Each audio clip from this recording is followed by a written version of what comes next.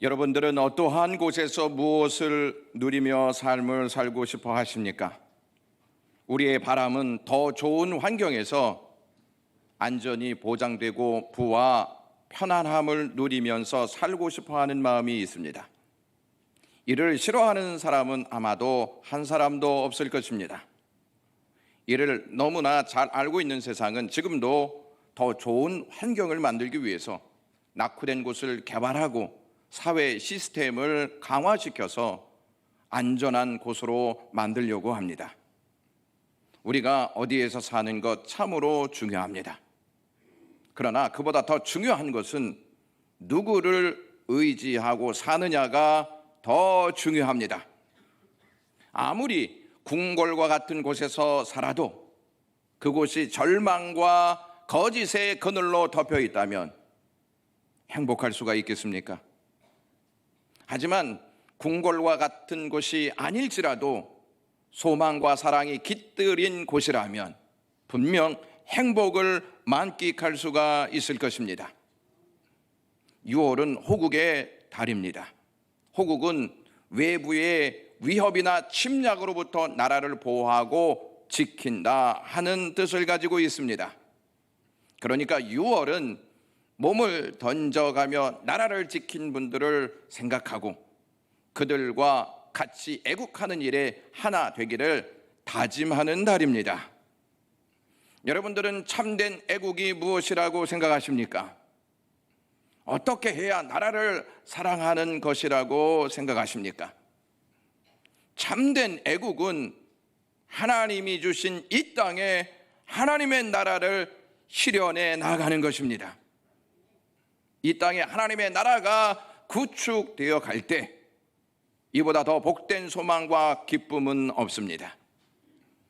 그러므로 우리는 이 땅이 하나님 나라가 실현되기 위한 삶을 살아야 합니다. 그것이 애국의 참된 길입니다. 하나님 나라의 삶을 살기 위해서는 먼저 하나님 나라의 개념을 바르게 정립할 필요가 있습니다. 하나님의 나라는 단순히 눈에 보이는 건물이나 제도적 시스템에 있지 않습니다. 하나님은 이 땅에 하나님 나라를 건설하기 위해서 사람을 부르신다는 것입니다. 사람을 통해서 역사하신다는 것입니다. 그 단적인 예가 오늘 본문에 기록되어 있습니다. 하나님은 아브라함을 부르셔서 하나님의 나라를 건설해 가십니다. 하나님의 나라는 어떠한 곳이냐? 하나님의 말씀이 임하는 곳입니다. 1절 말씀에 여호와께서 아브라함에게 이르시되 너는 너의 고향과 친척과 아비 집을 떠나 내가 내게 보여줄 땅으로 가라, 이러한 말씀을 하십니다. 여기서 여호와께서 아브라함에게 이르시되, 이 말씀은 여호와께서 아브라함에게 말을 거셨다 하는 뜻입니다. 하나님이 아브라함에게 말을 거셨다 하는 이 표현이 매우 인상적이지 않습니까? 말은 상대방에게 관심과 계획이 있을 때 먼저 건넵니다. 관심에서 벗어난 대상에게는 말을 걸거나 계획을 말하지 않습니다. 하나님은 아브라함을 사랑의 대상으로 여기시고 하나님이 그에게 찾아가심으로 말을 거십니다. 구원 사건에 있어서 전체를 통틀어서 가장 은혜가 무엇인가 이렇게 물으신다면 하나님이 인간에게 말을 거셨다는 사실입니다. 하나님은 만물을 지으신 창조주이십니다. 믿습니까? 아브라함은 피조물 가운데 한 인간일 뿐입니다. 그런데 창조주께서 피조물에게 먼저 말을 건네셨습니다. 사실 아브라함은 우상을 섬기는 자로 하나님을 몰랐던 자였습니다. 그러한 그에게 창조주 하나님께서 먼저 말을 거셨습니다. 하나님의 나라는 왕이신 하나님이 찾아오셔서 말을 거니심으로 시작합니다. 말을 건네시면서 시작한다는 말씀입니다. 하나님께서 아브라함에게 찾아오셔서 너는 너의 고향과 친척과 아비집을 떠나 내가 네게 보여줄 땅으로 가라, 이렇게 말씀하셨습니다. 하나님의 나라는 하나님의 말씀과 함께하는 줄로 믿습니다. 따라서 하나님의 나라는 하나님의 말씀을 듣고 믿음으로 반응할 때 누리게 됩니다. 말씀으로 반응하기 전까지 하나님의 나라를 경험한다, 이것은 앞뒤가 맞지 않습니다.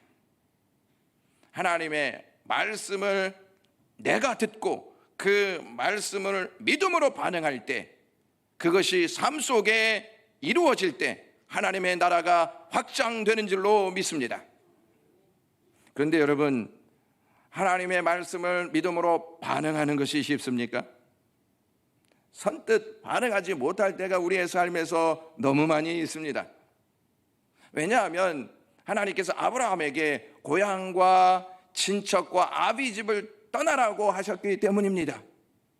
만약 아브라함이 포로 수용소나 아주 가난한 곳에 있었다면 하나님께서 너 떠나라 하시면 얼싸좋다 하고 떠났을 것입니다. 즉시 떠났을 것입니다.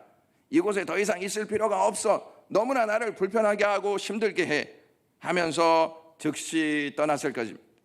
하지만 아브라함에게 있어서 고향과 친척과 아비집은 뗄래야 뗄 수 없는 깊은 연관을 가지고 사는 장소였습니다. 이것을 떠난다는 것은 쉽지 않았다는 말씀입니다. 그래서 아브라함도 주저하는 모습이 창세기 11장 31절에 기록되어 있습니다. 데라가 그 아들 아브람과 화란의 아들인 그의 손자 롯과 그의 며느리 아브람의 아내 사레를 데리고 갈대아인의 우르를 떠나 가나안 땅으로 가고자 하더니 화란에 이르러 거기 거류하였더라, 이렇게 말씀합니다. 고향과 친척과 아비 집을 떠나라고 말씀하신 이 말씀이 무슨 말씀인지를 좀 알게 되면 아브라함의 주저하는 모습이 좀 이해가 될 것입니다. 먼저 아브라함의 고향은 어떠한 곳이었냐? 갈대아 우르였습니다. 고향은 아브라함의 삶의 기반이 되는 조건들이었습니다. 갈대아 우르는 지금의 이라크 남부 도시를 가리킵니다. 지금의 남부 도시인 이 갈대아 우르는 스메르 12도시 국가 가운데 하나였습니다. 스메르에서도 가장 먼저 정착된 도시가 우르였습니다. 그래서 이 우르가 수메르의 수도였습니다.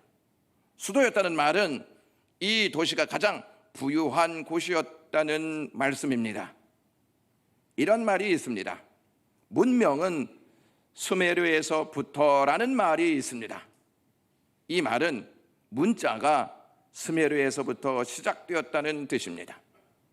메소포타미아 그 지역에서부터 이 문자가 시작되었다는 말씀입니다. 메소포타미아 남부 시날 평지에서 일어난 고대 문명을 가르쳐서 스메르 문명이라고 말합니다. 가장 부유한 도시인 이 우르는 글자로, 문자로 경제 체제를 활발하게 가동시키고 있는 도시였습니다. 한번 화면을 보여주시면 지금 이렇게 보여주시는 이 점토판이 상거래에 사용되었던 점토판으로 된 문서였습니다. 이것은 영국의 대형 박물관에 보관되어 있는 내용물입니다. 이처럼 갈대아 우르에서는 물물 교환을 넘어서 문서로 체계적인 경제 활동을 하고 있었습니다. 영국의 레너드 울리라고 하는 사람이 1923년에 갈대아 우르를 발굴해서 갈대아 우르가 어떠한 지역이었는지, 아브라함 시대에 주거지인 이 도시가 어떠한 생활상을 그리고 있는지를 밝혀냈습니다. 그는 이렇게 말합니다. 아브라함 시대의 우르에 살았던 사람들은 우아하고 호화스러운 번영된 도시 생활을 누렸다. 우르의 한 잘 사는 사람은 14개의 방이 갖추어진 커다란 2층 집에서 살았다, 이렇게 보고하였습니다. 얼마나 갈대아 우르가 번영한 도시였는지를 우리에게 알려줍니다. 그리고 교육 체제는 놀라울 정도로 발달되어 있습니다. 당시 학교에서 사용하였던 교과서가 발견이 되었습니다. 저렇게 된 것이 교과서입니다. 당시에는 종이가 보편화되지 않았기 때문에 저렇게 점토판으로 되어 있다, 이렇게 말씀드릴 수 있습니다. 아이들이 학교에 가면 이러한 형태의 교과서를 통해서 학문을 익혔고, 길가메시라는 서사시를 통하여서 문학과 역사를 배웠을 것입니다. 그리고 경제 활동을 배웠을 것입니다. 또 다음 화면을 보여주시면 이것은 기하학의 흔적을 나타내 보이는 점토판입니다. 기하학은 수학을 기반으로 한 아주 치밀한 학문을 말합니다. 또 넘어서 천문학 흔적이 기록되어 있습니다. 메소포타미아에서는 천문학이 굉장히 발달된 도시의 역사를 가지고 있습니다. 그래서 이 지역의 목동들은 별자리를 구분할 정도로 매우 뛰어난 천문학 지식을 가지고 있었다는 것입니다. 그러므로 메소포타미아, 즉 갈대아 우르 이 지역에 있는 사람들은 천문학 생활 속에서 어떻게 이 천문학을 활용하면서 살아야 할지를 다 알고 있었다는 말씀입니다. 메소포타미아가 달을 숭배했던 것처럼 음력을 기반으로 계절과 절기, 그리고 모내기 추수 시기, 사람이 결혼하고 이사하고 심지어 개구리가 잠에서 깨어나는 시기까지 다 이 천문학을 통하여서 계산되어 온 역사입니다. 갈대아 우르에서 이미 이러한 것들이 확대되었다 하는 것을 아셔야 합니다. 천문학이 발달된 이 갈대아 우르는 다른 나라와 달리 달을 신으로 숭배했습니다. 그 신이 나였습니다. 이 달신을 섬긴 신전이 여러분들이 아시듯이 지구라트라고 하는 저 모형입니다. 당시 갈대아 우르에서 신과 가장 가까웠던 도시가 바로 갈대아 우르였다, 이렇게 말하기도 합니다. 이를 보더라도 갈대아 우르가 어떠한 곳인지, 어떠한 번영을 누렸던 것인지를 우리는 다 알 수가 있습니다. 사람은 환경에 지배받을 수밖에 없는 존재입니다. 아브라함의 친척을 한번 보시면 아브라함의 가문은 신들의 형상을 만들어 파는 직분을 가진 자들이었습니다. 그것으로 그들은 엄청난 수입을 얻어서 부를 축적하였던 가문이었습니다. 여호수아서 24장 4절 말씀 보여주시면 옛적에 너희 조상들 곧 아브라함의 아버지 나홀의 아버지 데라가 강 저쪽에 거주하여 다른 신들을 섬겼다, 이렇게 언급합니다. 역사가였던 요세푸스라 하는 사람이 데라가 우상 신들을 만들어 팔려고 많이 만들었다, 이렇게 기록해 놓았습니다. 고대 시대로 올라가면 올라갈수록 신들을 섬기는 직분 자체는 하위 계층이 아니고 가장 높은 계층에서 이루어졌다는 사실을 아실 필요가 있습니다. 따라서 아브라함의 친척은 아브라함을 지탱하고 있는 가문, 아브라함을 지탱하고 있는 신분을 나타내고 있다는 뜻입니다. 오늘날로 말하면 아브라함은 금수저라고 말씀할 수 있습니다. 금수저 가문에서 태어나서 성장하고 그 혜택을 누리면서 삶을 살았던 사람이 아브라함이었습니다.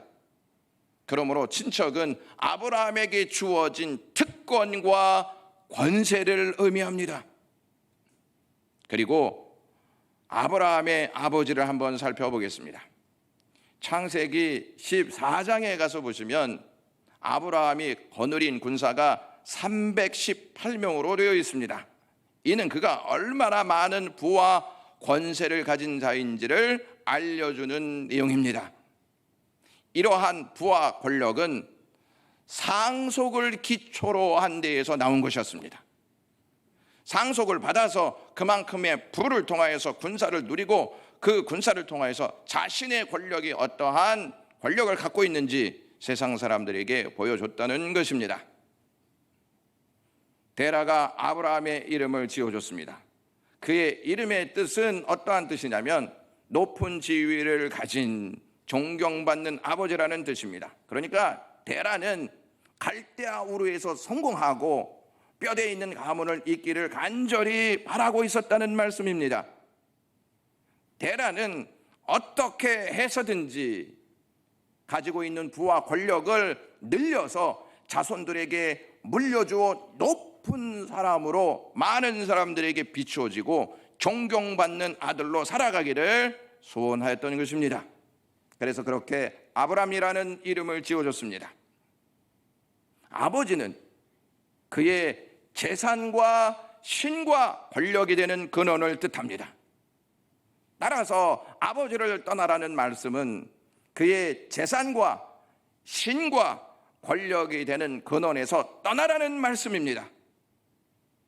이 말씀은 곧 물리적인 장소만을 떠나서 옮기라는 뜻이 아니고 내가 의지하고 있는 모든 것들을 떠나라 이렇게 말씀하고 있는 것입니다. 이것을 우리의 현실로 지금 받아들인다면 우리가 바라고 소망하는 세속적인 것에서 떠나라는 말씀입니다. 아브라함이 살았던 곳이야말로 세계에서 가장 번영하고 안전한 도시였습니다. 경제적으로 얼마든지 풍요를 누릴 수 있었던 도시였습니다. 자녀 교육을 잘 시킬 수 있는 완벽한 기반을 갖추고 있는 도시가 갈대아 우르였습니다. 지구상에서 이것보다 더 뛰어난 것은 없다고 말할 수 있을 정도로 특혜를 누릴 수 있는 곳이 갈대아 우르였습니다. 우리는 이러한 곳을 추구하지, 이러한 곳을 떠나려 하지 않습니다. 데라와 아브라함도 익숙한 이 도시에서 살기를 원하였습니다. 그들이 갈대아 우르를 떠나기는 했지만 화란에 머물러 있었습니다. 왜 화란에 머물러 있었냐면 이 화란이라고 하는 도시가 갈대아 우르의 영향권 아래에 있었기 때문에 문화가 굉장히 발달되어 있었고 유프라데 강이 있었기 때문에 풍부한 곡식을 얻을 수 있는 곳이 이 화란이었습니다. 그리고 이 화란에서도 누구를 섬겼냐면 달을 신으로 섬겼습니다. 따라서 화란과 갈대아 우르는 아주 같은 분위기를 가지고 있었던 도시이기 때문에 아브라함과 데라는 거기에 거류하려고 하였던 것입니다. 저는 창세기 이 12장 말씀을 접할 때마다 미국에서 한국에 오게 된 일이 생생하게 기억이 납니다. 잘 알지 못하는 목사님으로부터 이러한 소식을 받게 되었습니다. 목사님은 하나님께서 한국이 아닌 미국이 아닌 한국에서 목회하기를 원하십니다 하는 소식이었습니다. 그 소식을 듣고 고민에 빠졌습니다. 나는 미국에서 안정적으로 정착해 나아가는 과정을 밟고 있었기 때문이었습니다. 그 무렵에 제가 요나서를 읽고 있었습니다. 요나서를 읽으면서 꼭 요나가 나갔다. 내가 과연 하나님의 뜻대로 순종하고 있는 것일까 하는 깊은 고민이 있었습니다. 내가 하나님의 뜻대로 살아야 하는데 내 뜻을 원하여서 지금 망설이고 있는 게 아닌가 하는 생각이 들었습니다. 마음이 편치 않아서 어떻게 알아서 그 목사님에게 전화를 했습니다. 목사님, 제가 남목사입니다 하자 그 목사님은 하나님께서 미국이 아닌 한국에서 목회하기를 원하십니다. 이러한 말씀을 하셨습니다. 그러면서 저에게 하시는 말씀이 목사님에게 하나님이 주시는 말씀이 있습니다. 그래서 제가 무슨 말씀을 주십니까? 이렇게 말씀을 드리자 하나님이 목사님에게 요나서의 말씀을 주십니다. 딱 이렇게 말씀하시는 것이었습니다. 저는 그 목소리를 듣고 그 말씀을 듣고 깜짝 놀라서 믿기지 않았습니다. 이게 과연 현실일까 하는 생각이 막 마음에서 일어났습니다. 그러다가 지난주 사부 예배 때 말씀을 전하러 오신 신인환 선교사님을 어떤 지인의 소개로 만나게 되었습니다. 그 선교사님과 식사를 나누다가 목사님이 저에게 이러한 말씀을 하셨습니다. 목사님, 제가 목사님을 위해서 기도해 주어도 괜찮겠습니까? 이렇게 말씀하시는 것이었습니다. 그래서 저희는 아유 감사하지요, 기도해 주시면 얼마나 좋습니까 해서 이 식사를 다 마치고 저를 위해서 기도해 주셨습니다. 근데 그분들에게는 어떠한 은사가 있었냐면 목사님은 방언의 은사가 있었고 그 목사님 안에는 방언 통역의 은사가 있었습니다. 그래서 이제 기도를 해 주시는데 하나님께서 나 목사님 가정을 한국으로 가기를 원하십니다. 그리고 나 목사님에게는 3가지의 사명을 주셨습니다. 첫 번째가 말씀으로 성도를 잘 양육시키는 사명을 주셨고, 두 번째가 청년들에게 비전을 제시하는 사명을 주셨습니다. 그래서 제가 이곳에 와서 비전 출입을 시작한 것입니다. 세 번째가 차세대를 준비하는 사명을 목사님께 주셨습니다. 처음 뵙는 분이 제 사정도 모르고 이렇게 기도해 주셨습니다. 놀라지 아니할 수가 없었습니다.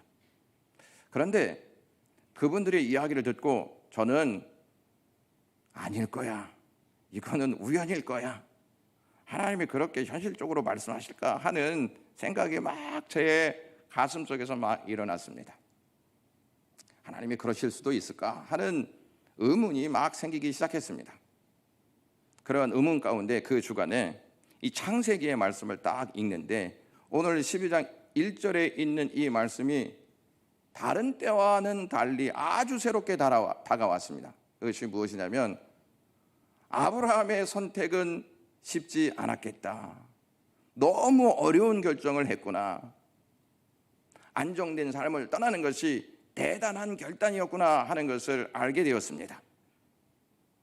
이 말씀을 접하면서 갈등의 무게는 점점 더 저를 조여왔습니다. 그리고 그 주에 금요 심야 예배를 갔습니다. 그 당시 제가 사역하였던 교회에서는 3분의 목사님이 계셨는데 돌아가면서 설교를 하는 것이었습니다. 그날따라 금요 심야 예배의 설교의 본문이 오늘 창세기 12장 1절의 말씀이었습니다.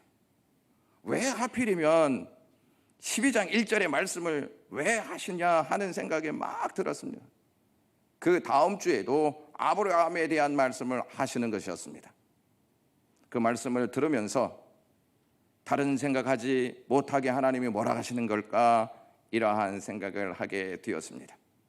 하나님은 말씀으로 저에게 찾아오셔서 하나님의 뜻을 건네시고 있었는데 저는 그것을 거부하면서 머뭇거리고 있었습니다.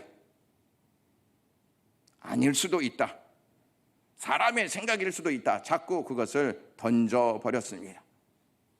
그리고 어느 날 밤 잠을 자고 있는데 갑자기 제 마음속에 아주 선명하게 내가 내게 보여줄 땅으로 가라 하는 메시지가 제 가슴에 차고 들어왔습니다. 저는 2 아들을 미국에서 낳았기 때문에 미국에서 공부시키고 싶어 하는 마음이 있었습니다. 특히 둘째가 조산아로 낳기 때문에 20살 때까지 어느 병원에 가도 다 무료로 치료받을 수 있는 혜택을 받은 아이였습니다. 그래서 저는 그것을 버리기 싫었습니다.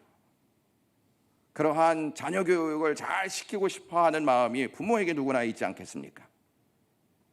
그런데 하나님께서는 그것을 의지하지 말고 나를 의지하라 하시는 말씀을 계속 주고 계셨던 것이었습니다. 하나님, 저는 한국에 가겠습니다. 그러면 한국에 가겠으니 그에 따른 비용을 모두 하나님이 책임져 주십시오. 돈이 없으면 못 갈 거 아니겠습니까? 다 책임져 주십시오. 그러자 하나님께서 비행기 티켓도 끊어주시고 이사 비용도 다 사람들에 의해서 채워주셨습니다. 이제 영광교회로 와서 사역을 시작했습니다. 그런데 이 집이 없었기 때문에 영광교회 근처로 이사 와야 하는 형편이었습니다. 돈이 없으니 어떻게 이사할 수가 있겠습니까? 그래서 일주일 동안 아침에 금식하면서 하나님이 한국 땅에 보내주셨는데 하나님께서 책임주셔야 하지 않겠습니까? 집도 없이 이렇게 왔는데 하나님이 책임져 줘야 하지 않겠습니까? 하고 금식을 했습니다. 토요일이 딱 됐습니다. 미국에서 어떤 집사님이 느닷없이 전화를 하셨습니다. 전화를 하시면서 첫 말씀이 무슨 말씀이냐면, 목사님 돈 필요하시죠? 이렇게 말씀하시는 것이었습니다. 목사님께 제가 1,500불을 15,000불을 보내드릴 터이니 갚지 마시고 쓰십시오. 그분이 가게를 운영하신 다음에 가게를 이제 정리하시고 그것을 팔아서 돈이 있었는데 자꾸 저에게 돈을 보내야 한다는 생각이 들었다고 합니다.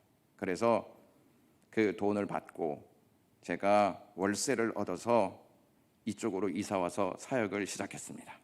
그리고 제가 미국에서 목사님과 전화를 통해서 목사님 제가 한국에 가야 합니까? 라고 하는 내용을 받았을 때에 그분이 한국에 오셔야 합니다.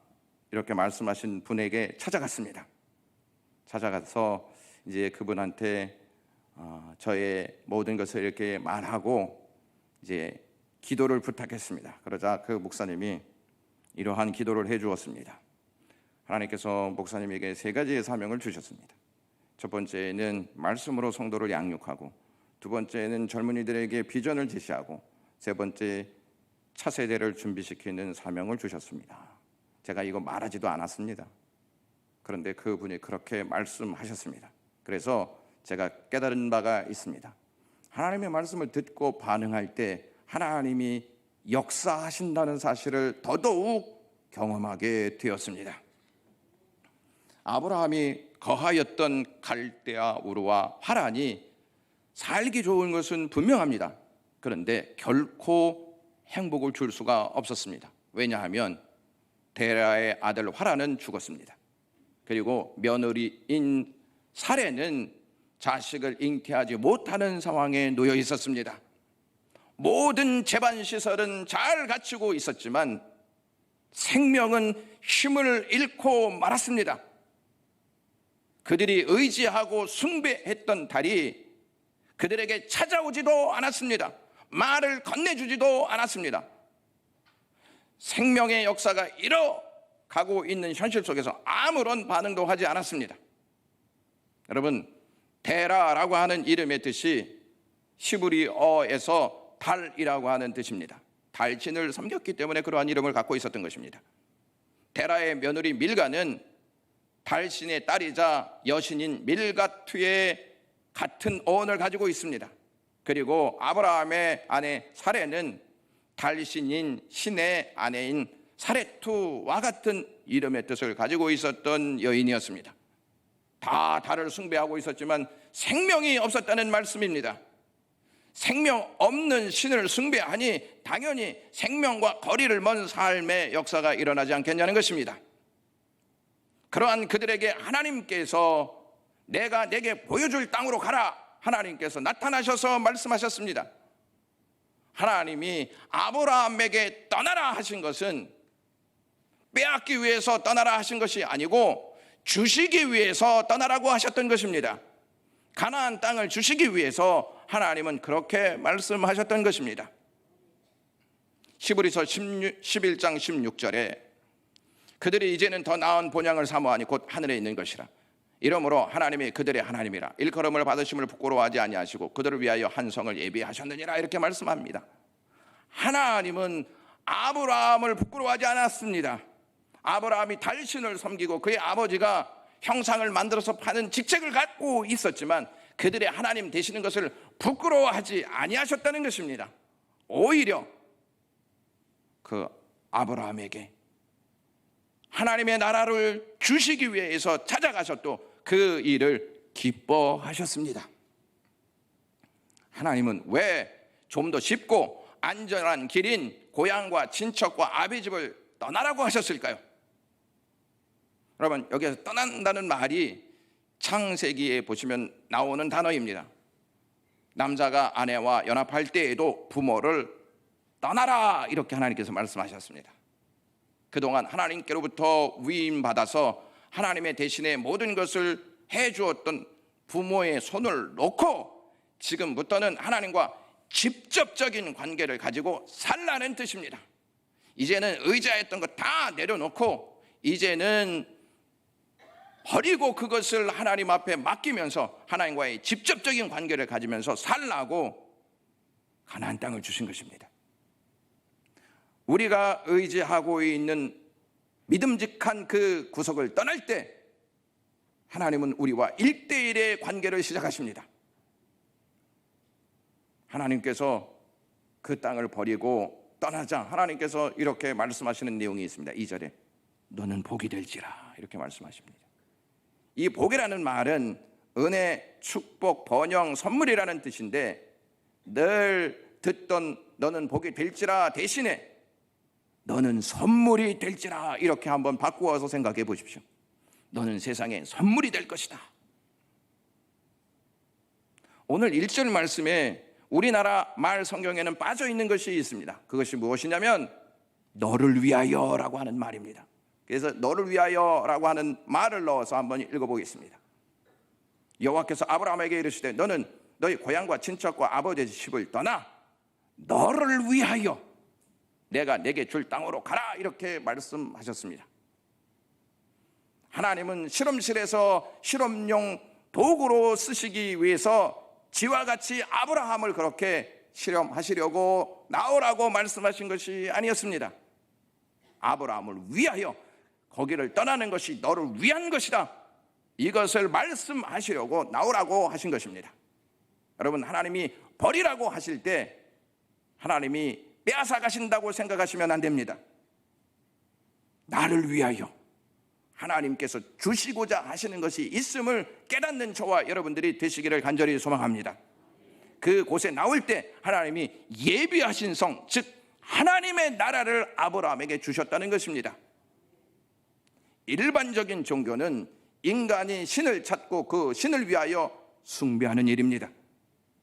기독교는 하나님이 인간을 찾아오시고 인간을 위해 헌신하십니다. 이게 기독교입니다.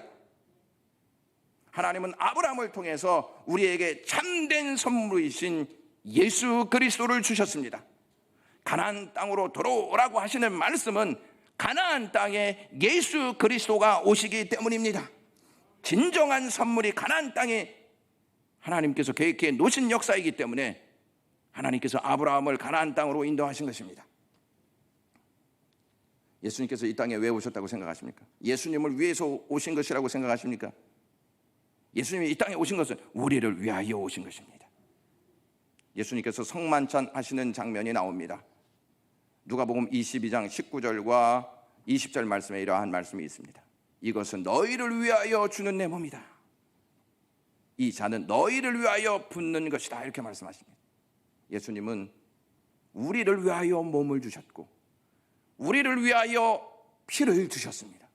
그로 말미암아 우리는 구원받는 하나님의 백성이 되셨습니다. 주시기 위해서 나오라는 것입니다. 하나님의 선물이신 예수 그리스도의 혈통이 되게 하시려고 나오게 하셨다는 점을 잊지 마셔야 합니다.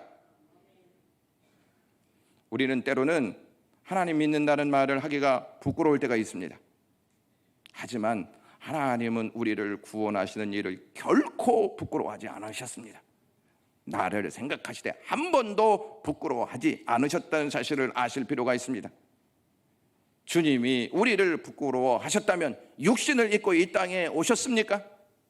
부끄러워하지 아니하셨기 때문에 육신을 입고 이 땅에 오신 것이 아닙니까? 우리를 부끄러워하지 아니하셨기에 십자가에 달려 돌아가시는 그 일을 개의치 아니하시고 오히려 기뻐하셨습니다. 우리를 부끄러워하지 아니하시고 하나님의 나라를 주신 예수 그리스도를 삶으로 표현할 때 그것이 세상에 참된 선물이 될 것이고 그것이 참된 애국이 될 것입니다. 기도하겠습니다. 고마우신 주님, 오늘도 이 말씀을 통해서 우리가 누구를 의지하며 살아야 할지를 알려주시니 고맙습니다. 주님을 의지하면서 살게 하시옵소서. 예수님의 이름으로 기도드리옵나이다.